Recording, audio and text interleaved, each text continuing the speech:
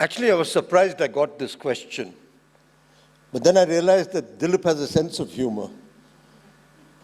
He wants the least respectable to answer the most respectable. Actually, this question makes no sense if you begin with a knowledge society. I'm reminded of Auden's poem, "Thou shalt not submit to social science. Thou shalt not create a social science, nor submit to questionnaire." Because the minute you phrase something as a question, it's already a reductionist reality. When you talk of reservations, the categories are specified. But what is the knowledge society you're catering to? Because this question can be of three kinds. It can be a democratic question, which becomes an election question, which therefore becomes a populist question. So the answer is in terms of caste categories. It can become a governmental question, which looks at certain kinds of representation. But if we're dealing with a knowledge society, it has to be an epistemic question. What is the theory of knowledge behind this question? Because the university is, after all, a knowledge society.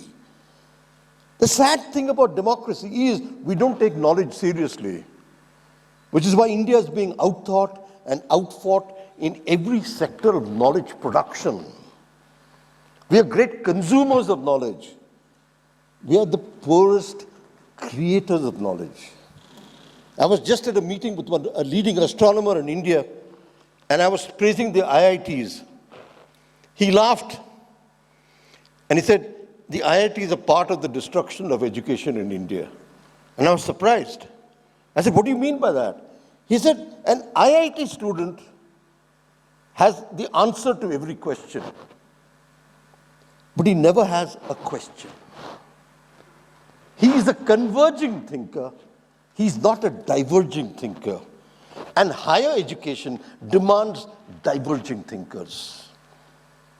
The question reservation doesn't answer is, where are your diverging thinkers? And what is the university of the future? The university of the future is not going to be the bureaucratic entity you're talking about. If it is going to be a futuristic organization devoted to knowledge creation, then this question is already irrelevant. Let me just give three examples. Is a university only meant for young people? Or will you create different age sets? A question which was asked to me by the army recently. What do you do with our soldiers after 40? I said, we create a second university for them. But I think the more poignant thing happened in Bangalore a few years ago when I was introducing some of my parents to liberal arts. And then I found something fascinating. It was not the students who were interesting. It was the parents, and especially the mothers. Many of them had never got a chance to go to school. And the question they asked me is, why cannot you create a sector of the new education policy for housewives? We only think of caste as reservation. How do we think of different age sets? Retired army officers, housewives? And where then is an epistemic representation in the university? The caste categories you represent are empty. I think the man who put it brilliantly was Beswada Wilson. The Magsaysay Award winner once recently told me, you guys talk about caste reservation, you bore the hell out of me. Because he said you can have all the Swachh Andolans you want. At the end of it, there is a Dalit with a septic tank. Can you rethink the city? Can you rethink a Dalit theory of the city? Can you think of the city as a sensorium of the new theory of knowledge? The thing is, we have no new theories of knowledge. All we have are theories of reservation. How do you represent different modes of knowledge in the university? How do you create diverging thinkers? For that, you need an epistemic plurality, not just electoral representation. And I think this is the question we really have to think today. I mean, for me, education world is an experimental site for new experiments.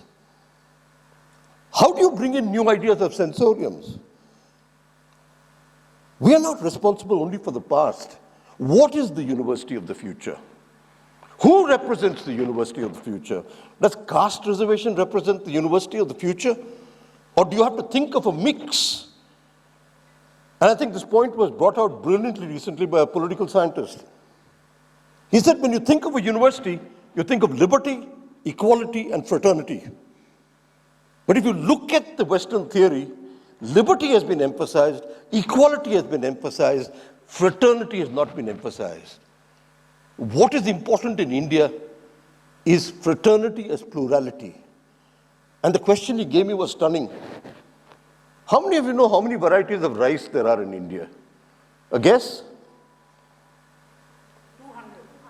150,000. Where are you going to represent this knowledge? If not eventually within the contours of a university. And that's what I mean by epistemic representation. How do you sustain the diversity of India? You can't sustain equality without sustaining diversity. And that is the question I think we have to answer today. If you separate equality from diversity, the battle of democracy is lost. And the battle for a future knowledge society is over. I mean, let's take a simple question. It's not just the opposition between public and private. Public and private are both responsible for the planetary.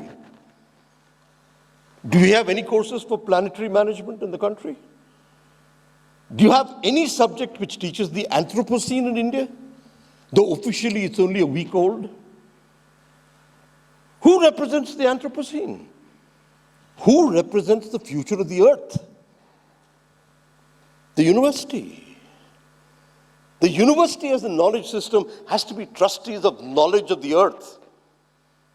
And dualisms like public and private, in fact, destroy your conception of the whole. We need a different kind of democracy where knowledge is represented. We need a different kind of plurality where difference is respected. And to me, the education world just offers an opportunity to say some questions are too stale, too politically idiotic to find the right answer. It's not a question of do we ban reservation, but what do we add to a theory of reservation which guarantees diversity, plurality, and a futuristic idea of a university? That is our target. When I talk to politicians, I see no narrative about it. But I think the private universities are actually more than private. They're secretly plural and planetary. And if you're planetary, you need a revolutionary theory of knowledge. And I think that's our task. We are revolutionaries, even if we are reluctant ones. I'll stop there.